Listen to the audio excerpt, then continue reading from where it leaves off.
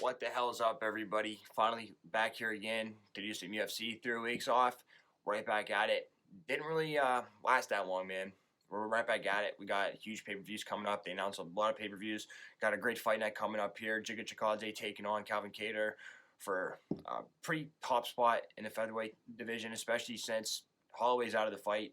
Korean Zombie's taking it. So, but you never know that can happen. The winner of this fight could very well fill in for that fight. So, very exciting. Quick note here. I'm trying to work on my background here. I know it's not the greatest. I still got to set it up a little bit. But I just wanted to give a shout out to Shayana from Live Casino in Greensburg, Pennsylvania. It's called Live Pittsburgh. She manages the bar and the entertainment, basically the whole upstairs. So I really appreciate that. She gave me these things for free. Told her I'd give her a shout out. She deserves it. Hard worker. And check out Live Casino in Greensburg. It's awesome. They don't pay me. It's just a really cool place to watch the fight. I really like it. But I ordered some other stuff. I'm going to try to set up here. Just waiting on that to come. And trying a couple different things out. Kind of moving slow. But let's get into this. You got UFC Vegas 46. Like I said, you got that main event. And then you got Kaylin Chukagian taking on Jennifer Maia, which is for a top spot in women's flyweight. And then you got at men's flyweight, you got Brandon Royval taking on Rogerio Bontorin. This is kind of each of their last chance to kind of be in the lead of that division there. Honestly, not the best card, but you got some fun fights. You got Brian Boom Boom Kelleher on the damn prelims, like the second or third fight. So, you know, that's fun. That's a diamond in the rough there. So let's get into the first fight here at men's featherweight at 145. You got Charles Rosa taking on TJ Brown. Rosa took on Damon Jackson in his last fight. In the first round, notice he steps in, he looks for the hook, but he gets clinched to the fence, and then he misses the wind up, and then his punch gets slipped, and he gets clinched to the fence, but then he walks into a double at the end of the round. Not the best way to end the round there. And then the second round, his kick gets caught, and then he gets pushed down to the mat, but he's able to get the single on the fence, but he gets reversed with a leg pass, and then he gets his back taken, and he's mat returned, so he's trying to get up and unable to get up, so that's a tough one. Then in the third round, he lands a bend over elbow, but he gets his back taken, so landed a big shot, but didn't really work out for him in the end. And then he explodes into him on the ground, but he looks for the darts instead of just kind of trying to get out and swinging Hail Marys. He didn't get it. It's a low percentage move. Especially toward the end of the fight there, so not the greatest ring IQ. And then TJ Brown took on Kai Kamaka his last fight. In the first round, he stands on the outside and he circles and pumps his jab, just trying to stick and move. And then he gets pushed back, but he throws a knee to the head, so he's always on the offensive. He's always trying to get a shot in there, and being up the middle is always a good one. Then in the second round, he level changes, and he eats a head kick, but he lands a 1-2 in the pocket, and he presses forward with the floor. He lands a lot of shots there, and then he lands a left hook to the body, and then he double jabs at range, but then he gets dropped with a short right, but he's right back up. And then last 30 seconds, he gets a double from space, and that could have stolen the round there. So you like to see that. And Charles Rosa gives up takedowns at the end of the round, so that's perfect right there. Then in the third round, he shoots a double, but he's too far out, but he gets reversed. But then he's able to use the fence and put his back to the fence and wall walk and get up, which is good to see. And then he level changes and lands a hook to the body, but then he just kind of gets crashed into the ground, kind of like a slip or something like that. It's kind of weird. But then he catches a kick and then lands a hook, and then he pulls him down for the end of the fight. Now you look at the betting odds. TJ Brown minus 275, Charles Rosa plus 220, and that's very wide. But I don't like Charles Rosa. I'm sorry. I don't feel comfortable betting him at all. I don't think he can do much. His only win in the past 4 fights is Justin James. And TJ Brown, I hate this price, but it's the first prelim, and I got a weird feeling about the first fight of the night. But the favorites usually win. I hate this price, but still TJ Brown got James Krause in his corner, and that doesn't always work out. But it's something there. My pick here is TJ Brown. All right, moving on to the second fight on the prelims, which is a little crazy to me. You got Brian Boom Boom Kelleher taking on Kevin Croom. Kevin Croom late notice replacement, and don't know why Brian Keller is on the prelims, but, I definitely better than a prelim fighter, maybe like prelim main event fighter, but, pretty cool we get this fun fight right at the beginning of the card here. So, Brian Keller, he took on Domingo Pilarte his last fight. Not really too much to this fight, to be honest. Showed a new facet of his game, did a lot of wrestling. First round, stalks him to the fence, and then he lands a right to the body, and then gets a double off the fence. And then just goes to work in full guard, doesn't try anything fancy, just wins the round, does some damage, doesn't just lay and pray, but, not really looking to pass there. Second round, he walks through Domingo's hooks, and then he gets the double on the fence. Well, he need a couple shots just to get the double. He has confidence in his double leg in this fight. And then he gets bucked off the back, but then he pulls the guillotine, and just kind of goes for it, but doesn't really put himself in danger. So not really well advised to do that, but his confidence, and has a decent guillotine. He's got submissions from before. Then in the third round, gets the double within the first 10 seconds. Not really much to it there. Just goes to work and ground and pound, like I said. Then Kevin Krum took on Alex Caceres his last fight. Alex Caceres, he's on the verge of stardom here if he wins his next fight. So pretty tough opponent there. In the first round, he pumps kicks on the outside, and then he closes the distance with a blitz forward. And then he just wings punches, and then he gets the clinch against the fence. Then he's able to get the back standing and drags him to the ground, but he pulls him on top of him. Kind of a mistake there. Alex Caceres is really good with the grappling, so made a mistake and pulled him on top of him for the rest of the round. Then in the second round, he lands a high single from space, and then he pushes him to the fence. But he eats punches and knees in the clinch, but he pushes Alex down into full guard for the end of the round, but doesn't really do too much there. Then in the third round, he stalks and wings sloppily. He eats some short counters, then he walks into some jabs. But then his double gets stuffed, and he gets mat returned, and then he gives up back control toward the end of the fight, rear naked choke position. And just quick mention, this is up at 145. A little concerning, but not too concerning. Keller fought at 145 before, but Kevin Krum's a real 45er, so you got to take that into account. Kevin Krum plus 230, Brian Keller minus 290, and I hate that line, obviously, but, Keller, Kevin Krum's a real 145er, not the biggest 145er. I just don't see him losing this. I see his wrestling's too good, and, he has power, he has power in his hands, doesn't mind striking if he has to, and, I would assume his game plan is to take him down when he can. And, Krum struggled a little bit with the grappling, and I think Keller would just push a pace on him and break him down throughout the fight. My pick here is Brian Keller. And then the third fight on the prelims at 170, you got Court McGee taking on Rahiz Brahimaj. Court McGee took on Claudio Silva his last fight. In the first round, he bounces on the outside, slides inside to cover distance, and then he slides and gets a double leg. And then his takedown defense is good against the fence whenever Claudio shoots on him. Then in the second round, he skirts along the fence, but he gets pressed and taken down with a double. But then he gets right back up, not willing to accept the takedown in this fight. Then he stops his shot, and he's able to get full guard. And then goes for an arm triangle attempt. So he's always staying busy, always looking for the submission, staying just busy enough to be able to ride that out. The ref doesn't stand it up. And then in the third round, he eats an overhand right at range, and then he pulls out his leg off Claudio's shot, and not going to let him take him down, and just walks away and just squares back up. And his takedown defense was decent in this fight. And then Rahiz Brahimaj, he took on Sasha Platnikov his last fight. And then in the first round, he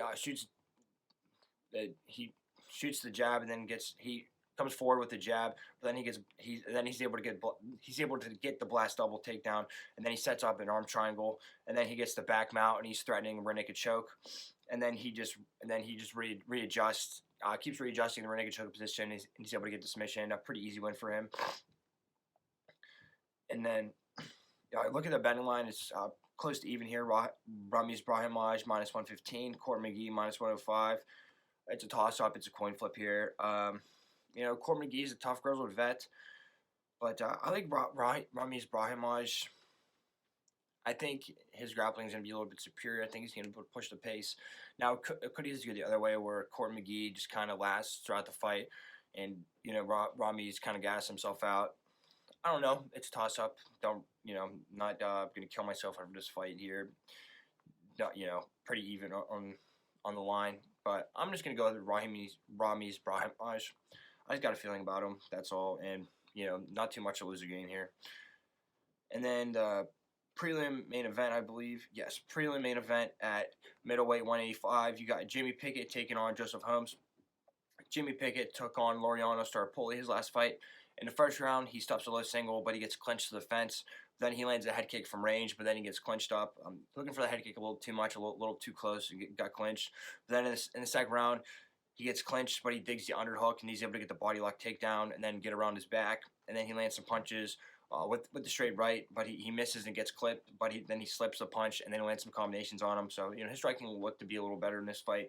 And then in the third round, he gets a takedown with a single, but he pops back up. Sorry, he gets taken down with the single, but then he pops right back up, and then he's able to get his own body lock takedown again. So that's nice to see. So his takedown defense a little better as well.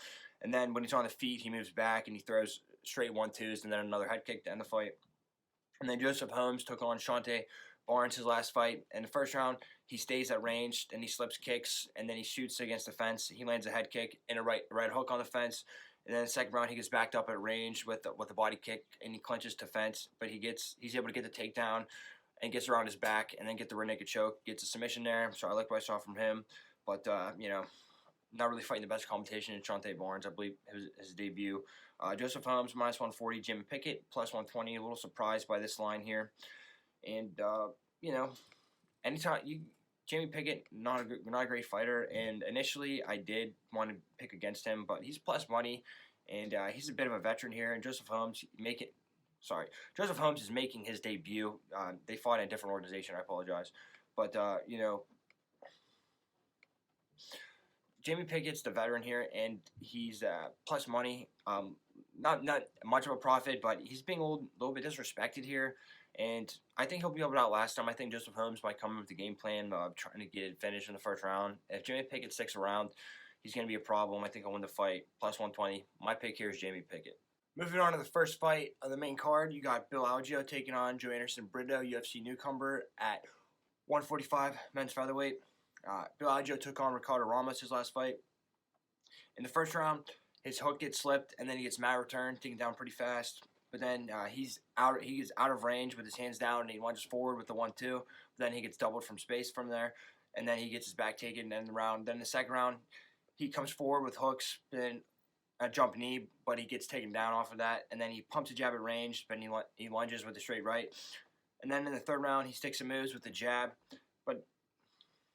and then he gets hit with the straight during his reset, however, and then he clinches to the fence. And then he gets taken down with a double turned into a knee tap, and then he backs up, and then he gets back up, and he gets taken down with the underhook, and then he gives his back, but then he turns out of it to end the round. But didn't really have the best showing, but Ricardo Ramos, he's a competition. So, and Joe Anderson Brito, he took on Diego Lopez his last fight. In the first round, he lands a switch knee to a double. And then he's able to defend the armbar, but he misses, back on the feet, he misses the overhand, and he eats a counter right. But then he lands some straight rights in a firefight, and then he blitzes forward with hooks, and then he goes for the clinch. And then in the second round, he gets a double off of Lopez's hooks, and then he's able to escape the guillotine. Then he gets leg passed, and then he gets put in an anaconda, but escapes, and then he's able to get the double leg. And then this, ended an eye poke or some shit, so they didn't fight the third round. And that was on the Contender Series. Joe Anderson Brito, minus 135. Bill Algeo, plus 115. Relatively close line here again. I don't know. I'm going to go with Bill Algeo. I didn't see anything notable out of Joe Anderson Brito, to be honest. Close line. Not really much to it. Bill Algeo, at least, has some fights. He's a veteran, so we'll go with that one. Second fight on the main card, 155 men's lightweight. You got Dakota Bush taking on Vyacheslav Borschev, another UFC newcomer. Dakota Bush took on Austin Hubbard his last fight. In the first round, he stands at range and he throws hooks whenever Hubbard presses him. Then he pumps leg kicks. He gets pressed to the fence, but he eats a leg kick in combinations. And then he lunges with the right hook, but he misses. Then in the second round, he throws a hook, and then he clinches him to the fence. Then he shoots a single, but he gets stuffed, and then he gets reversed off of that, and then gets written out for the rest of the round. Then in the third round, he presses forward with the overhand right, and then a hook, but he eats a counter combination from Hubbard. Then he gets on his back, but he pulls him to the mat, but then he gets reversed, and then he's able to reverse the full mount, but he can't maintain the position, and Hubbard's able to sweep him again. And then Vyacheslav Borschev, he took on Chris Duncan his last fight. In the first round, he pumps a jab on the outside, and then he shuffles, and then he lands a counter left hook as Chris rushes forward. But he lands an uppercut and then a body kick, and then he forces a bad shot off of Duncan, but he gets taken down off of the fence. But then it looked like a bad shot, but Duncan ended up being able to finish there. But he gets mat returned, but then he gets right back up, which I like to see. And then in the second round, he comes forward with the right hook. And then he gets the knockout with a check left hook, kind of out of nowhere, but he obviously got some power in his hands. Borschev minus 190, Dakota Bush plus 160. This is a tough one. And honestly, my picks don't really make too much sense. This is just what I feel. I just don't feel comfortable betting on Dakota Bush. I didn't see anything out of him. Austin Hubbard, not the best guy, honestly. And I kind of more or less got dominated that fight. And Borschev, I think he might be one of those guys that comes out with a game plan to end it early. UFC newcomer wants to make an impression, maybe doesn't have the cardio necessary. And I just like his chances. I like what I saw. He has a knockout power. I don't like the line. I just got a feeling here. Hate the price, obviously. My pick here is Vyacheslav Borschev. Okay, now we're going into the third fight on the main card at women's flyweight 125. Keator Chukagian taking on Jennifer Maia.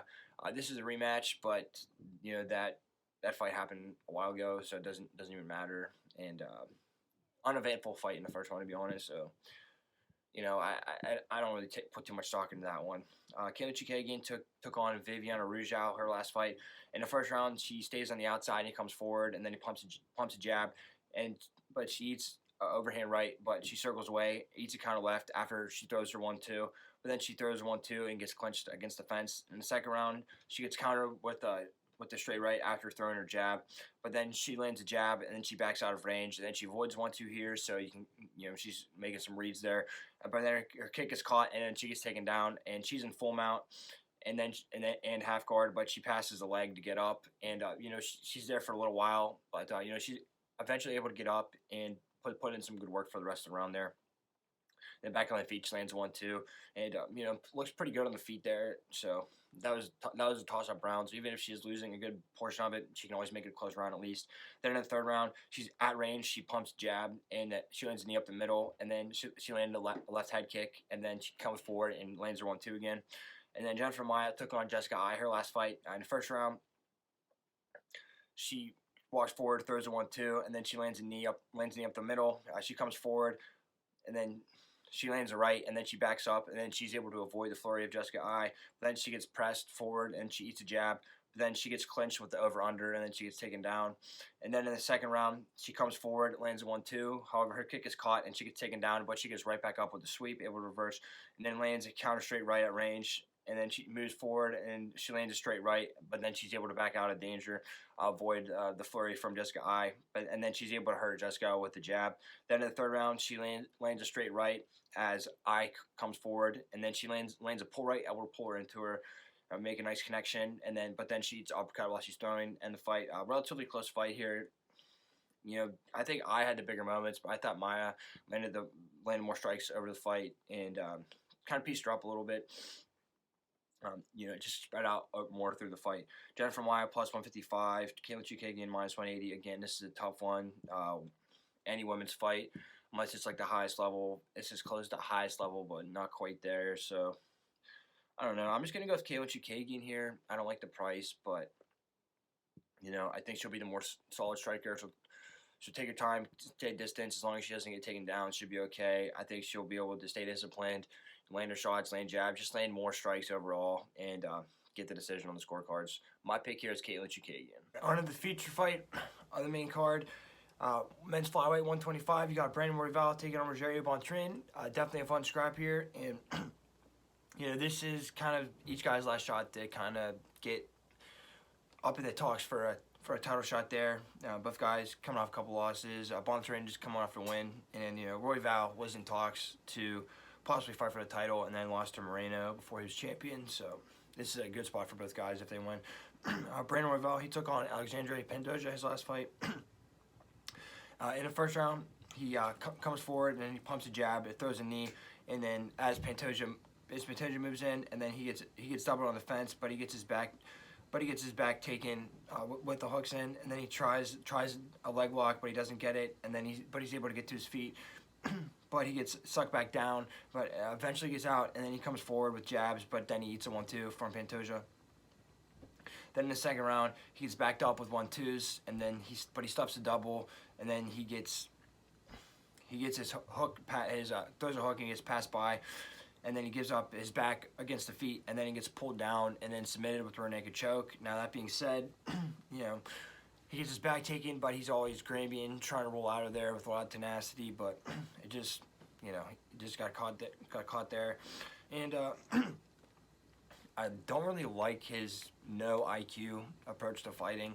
I know it's exciting for the fans, but, you know, he just lost 2 in a row, and, you know, I just can't really get behind him at this point, to be honest. And, you know, and he's like do or die in the first round almost, so. And then Rogerio Bontorin took on Matt Schnell his last fight. Rogerio missed weight, by the way. In the first round, he skirts on the fence. He lands a counter 1-2 off of Schnell's jab. Then he lands a hard calf kick, and then he eats a flurry after he misses the jab. And then in the second round, he eats a forward right hand from Schnell. Then he eats overhands after throwing his jab.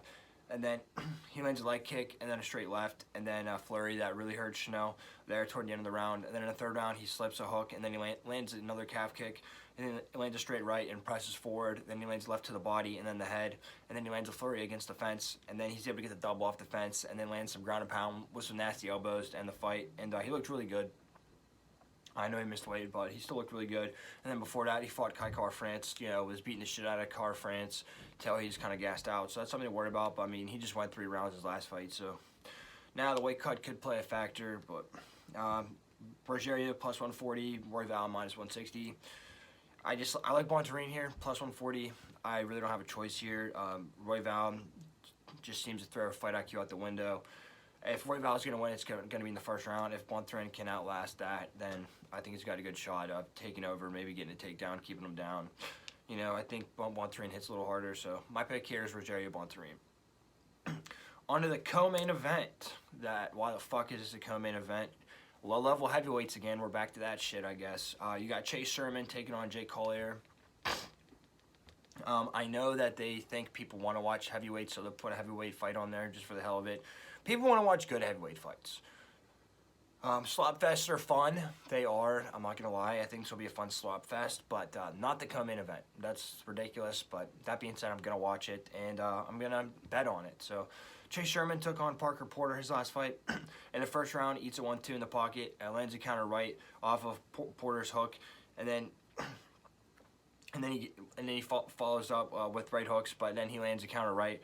But then his kick is caught, and then he gets taken down by Porter, and you know, didn't have a prayer getting off of Parker Porter there. Then in the second round, he eats overhand right, and then he eats a big right off of his jab, and then he lands a straight right to the body. But then he gets pressed, and he eats hooks, and then he loses in the firefights. When he tries to get inside with them, you know, Porter just has a little bit more power, gets off a little more, so he's losing the firefights. Then he stuffs a couple doubles from Porter, which is good. But then he lands a calf kick in the pocket. And then in the third round, he presses to the fence, then he eats a flurry. Then he lands a 1-2 at range, and then he lands a leg kick. But Porter's hit him with the bigger shots. He was able to slip Sherman's jabs and just land the bigger shots, basically. And then Jake Collier, he took on Carlos Felipe his last fight. And the first round, he comes forward, and he lands a 1-2. He gets pressed, but he gets pressed and he eats a body shot, but he returns a 1-2. Then in the second round, he lands a spinning back kick, but then he eats a jab. And he's staying at range, and he backs up, and he eats a 1-2 to the body, and then he misses the hook. Then in the third round, he eats a jab, and he gets backed up, and he eats short left hooks. Then his double leg is stuffed, and then he lands a 1-2 when he comes forward. But then he eats hooks whenever Felipe gets inside. Again, kind of loses the firefights. But then he lands a left hook to the body, and then he lands a head kick. And the fight, close fight. A lot of people think Collier should have won there. I think Felipe still got it done. It was close. I guess you could argue either way. But I just like Collier's tenacity there a little more. And I think Chase Sherman might think he's a little more skilled than what he is. And like I said, his jabs get slipped a lot. And I think if Collier can get on the inside, he's the physically bigger guy, the wider guy. You know, I think he might be able to give Sherman some trouble. Collier minus 135, Sherman plus 115. Sloppy heavyweight fight, low-level heavyweight. Tough one. I'm not going to make a prediction on goes the distance or anything, because I would say it goes the distance, but you don't know. But actually, I think it might go the distance here. Let's check that out real quick. Fight goes. I think, okay, over 2.5, minus 170, that's not bad. So I like that one. That's kind of safe. Somebody, somebody might get, might get TKO or something from exhaustion, or, who knows. Minus 170 over 2.5, that's decent, not bad. So, if you want a little extra action, that could be good. All right, moving on to the main event. This is a banger, a real banger. Not a low-level banger, high-level banger. At men's featherweight 145, you get Calvin Keator taking on Giga Chikadze. And, things just got a lot more interesting with Max Holloway pulling out of the fight, like I said. And, Korean Zombie slated for that fight, but you never know with injuries, and Korean Zombie had a shoulder injury. So the winner of this fight has a decent shot of filling in for that fight, legitimately. So this is a huge spot. This fight just got 100% more interesting, in my opinion. Calvin Keator, he took on Max Holloway his last fight. In the first round, he stays at range. It was over a year ago, by the way, but he took a life-changing beating, so, it's good he took a year off. First round, stays at range. He tries to back out, but he eats jabs and eats straight shots, eats straight to the body when he's inside the pocket, but then he pumps jabs at range, but he misses left hook, and then he eats a 1-2 counter from Holloway. And then in the second round, he backs up, and then he leaves his body open when he backs up, kind of has a high guard. And then he comes forward and lands a jab, but he gets countered. But then he lands a counter left hook off of Holloway's jab, but then he loses the firefight exchanges pretty much every time in the fight, loses the firefights. Then he gets rocked with a short elbow on the cage, a short right elbow from Holloway over the top, splits his guard. And then he eats another one. It happens again. He gets rocked 2 times within like 30 seconds there. And then in the third round, he gets backed up at range and he eats a 1-2 and an elbow. But then he lands a counter uppercut whenever Max throws the elbow again. But then he eats a body kick and an uppercut on the fence. But then he lands a counter right over top of Max's jab. And then, the rest of the fight, similar, just gets pieced up. And then in the 4th, 5th round, that's when he really starts taking the beating and just kind of eats shots. And Calvin Keator, if nothing else, it shows you how tough that motherfucker is. But not really much to report there. He just gets his ass beat, unfortunately. But, tough bastard, Calvin Keator is. Giga Chikadze last fight took on Edson Barbosa. In the first round, he stays at range. He keeps a wide stance. Keeps his left leg out pretty far separated. And then he pumps leg kicks, and his head kick misses, and then he lands a 1-2, his head kick misses. He eats a 1-2, but then he circles away. But then he lands a body kick, and then he blitzes with the 1-2. And then in the second round, he lands a head kick at range. Excuse me. He lands a head kick. He misses. He lands a 1-2, but then he circles away. And then he lands a body kick, and then he blitzes forward with the 1-2. And then in the second round, he lands a head kick at range, and then he lands a lunge straight forward left, and then he presses forward, but then he eats some hooks to the body. Then in the third round, he steps forward, lands a knee to the body, and then straight right, but then he pieces him up along the fence, and then he's able to pick his shots, takes his time, knows he has him hurt, so that's really good ring IQ there. Then he rocks him with the right hook, and then he drops him just with a flurry, just kind of attacks him. And then he's on the ground. He tries the anaconda, and then he lets him up. And then as soon as he gets up, he just lands a 1-2 and knocks him the fuck out. And masterful performance from him. Not too much activity from Giga, but when he smells blood in the water, he goes for it, and that's what I like. Giga minus 235, Keator plus 190. Tough line here, but Calvin Keator, for one, just has too many unanswered questions. Year off, deservedly so, but he did take a life-changing beating, and Giga hits hard when he decides to go. And I think Calvin might play into Giga's game plan, might just kind of stalk forward a little bit, and Giga might just be able to pick him apart from the outside. Now, it's either I don't think Calvin Keator is going anywhere, but he could. Because that liver kick, it doesn't matter how tough you are. If you get hit with that for the liver kick, like he's done in the past, you're going down. I'm sorry, it doesn't matter. Sorry, Calvin. But to the head, I don't think I think Giga might try to work that into his game plan here. Either that or it goes 5 rounds. In that case, I still think Giga can pull out a decision. I think he might just be able to edge out Calvin some of those closer rounds there, win at least 3 out of the 5. I hate the price, but my pick here is Giga Chikadze. He's on a meteoric rise right here, and if he wins this fight, he's going to get a title shot, basically.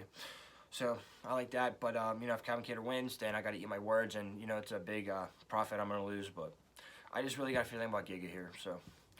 Alright, guys, thanks for watching me. I appreciate it. We got a fun fight this Saturday, and that's just the appetizer. Next week, you got Sargon taking on Francis Ngannou for the heavyweight strap, and a lot of talks with Francis's contract negotiations, so that's another element that makes it fun. And then you got the trilogy fight between Moreno and Figueiredo for the flyweight title. That's fun. We're just getting ready here. Not the greatest card, but we do have a great main event, and we had some announcements for some things in upcoming months. So it's starting off to be a great year. Appreciate everybody following me. Please just leave a comment. Let me know what's going on. Who you think's gonna who you got your eyes on for this year? Who you guys are following? Who you're excited for? Who do you think could be the champion going into this new year? Who do you think can be the champion by the end of next year? It's always fun to make some predictions ahead of time. I appreciate it. Follow me on Twitter, Instagram, Snapchat, all of that stuff. I'll do a fight recap. We can talk. You can hit me up on there. Just talk about some fights. And anyway, guys, should be a fun fight, and let's get some damn money. Start off 2022 the right way.